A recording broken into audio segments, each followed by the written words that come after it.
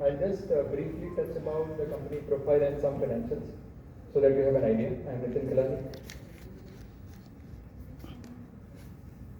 Go on slide 3 here.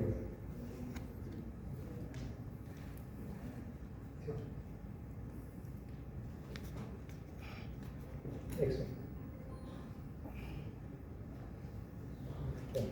So we are a leading 2 and 3 wheeler wiring harness company.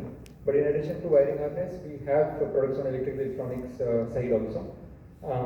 We are at 4,500 crore last year with overall market share of 38% on 2-wheeler side and 41% on 2 and 3 wheelers combined. 3-wheeler we have a market share of about 70%. These are our products basically which we have displayed here.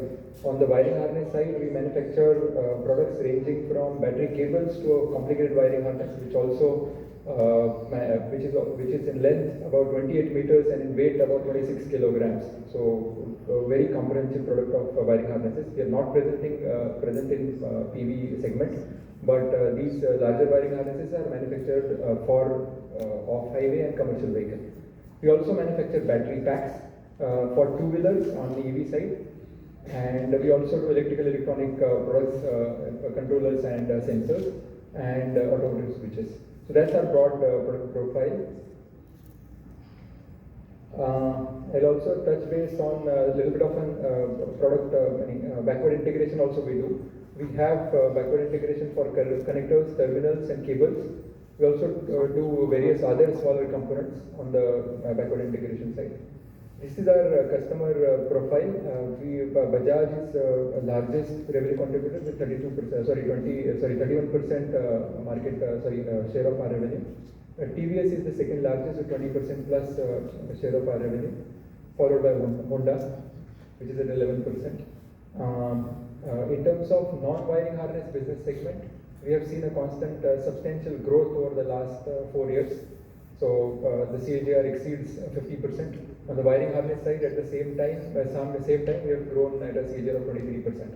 So on an overall basis, we have grown very strongly in the last 3 years.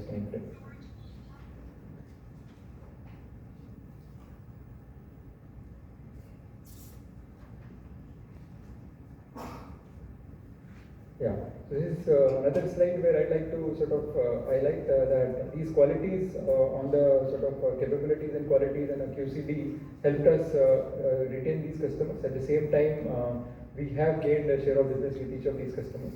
We cater to almost 66% of India's 2 and 3-wheeler auto manufacturers. And also, just to highlight certain revenue growth numbers, Bajaj, we have grown from a revenue of 6,100 in 2023 to about 1440 crore in financial year 2026, which is a 2.4 times growth. In terms of TVS, we have grown from 311 crore in 2023 to about 870 plus crores in financial year 26. Honda also has seen a very strong similar growth from 170 crore in financial year 23 to about 470 crore in financial year 27. So each of these customers, we have seen a very, very strong growth on the back of basics of doing the business basically. We have been successfully able to deliver on all requirements that the customer demands. These are our geographical locations. We have about 19 manufacturing facilities in India and 3 abroad.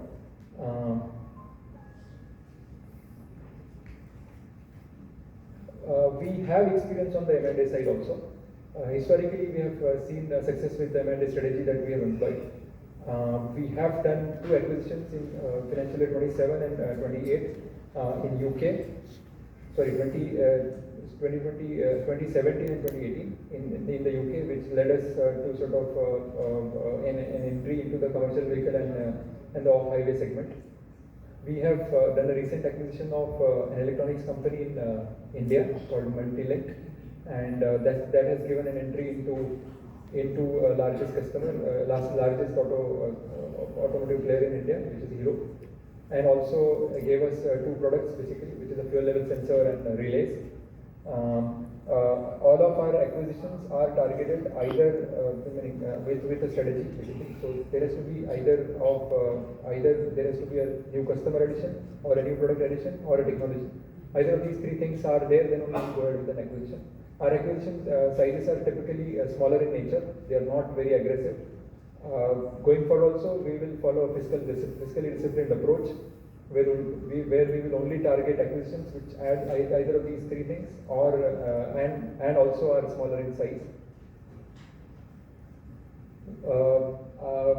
Future for us is very strong. We believe that the electronics segment is likely to sort of 4x from financial year 26 levels. This is on the back of CRISIL research that they have done in next 5 years. So between 2026 and 2031, the size of the two-wheeler EV market is likely to be quadrupled from 1.5 million vehicles to about 6 million vehicles, which is a CAGR of in excess of 30%.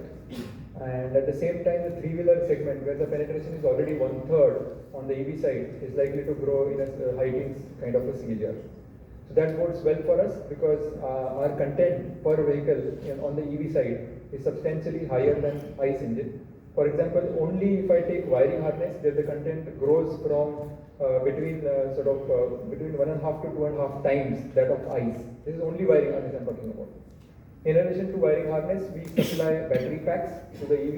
We supply the DC-DC converter, the charging guns, the onboard charger, and various other components like the USB C-type charger and everything. On the back of these, and also another trend which is clearly visible is the premiumization, where we have seen the premium vehicles growing from 43% in financial year 23 to about 55% in financial year 26. This trend is likely to continue in future. And with every premium feature added, there is an incremental content of wiring harness which gets added to the kitting essentially. So that improves our market size. And this bodes very well for us. Apart from this, we also are envisaging certain premium features like ADAS and ADAS specifically related to safety norms, which we intend to sort of introduce in a joint venture with the recent joint venture which we have established with an Israeli-based tech company called Ride Vision. So that also is an added sort of future potential opportunity for us. I'd also like to sort of highlight and on the back of this, the overall wiring harness segment itself is likely to grow more than 2x from today's level, and which bodes very well for us on the two-wheeler side. On the three-wheeler side also, it is likely to be nearly 2 times from today's levels. 95% of our product portfolio is engine agnostic, and 24% plus revenue for us comes from EV products. That's one thing which bodes well for us. In terms of growth strategies, as Mr. Dhoot highlighted, we want to sort of grow beyond the 2 and 3-wheeler wiring harnesses. We would like to sort of target the passenger vehicle segment also in a selective manner. Apart from the passenger vehicle entry, we see a lot of opportunity on battery packs for two-wheelers where we have excelled ourselves.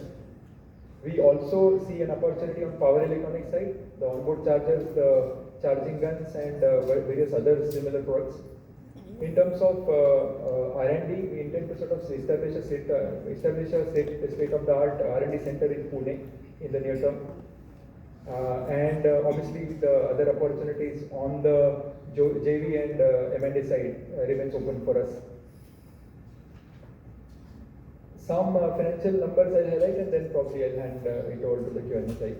So in terms of growth, we have seen a very strong revenue growth, very strong profitability, industry-leading profitability, and also on the ROC front, we are very, very strongly placed.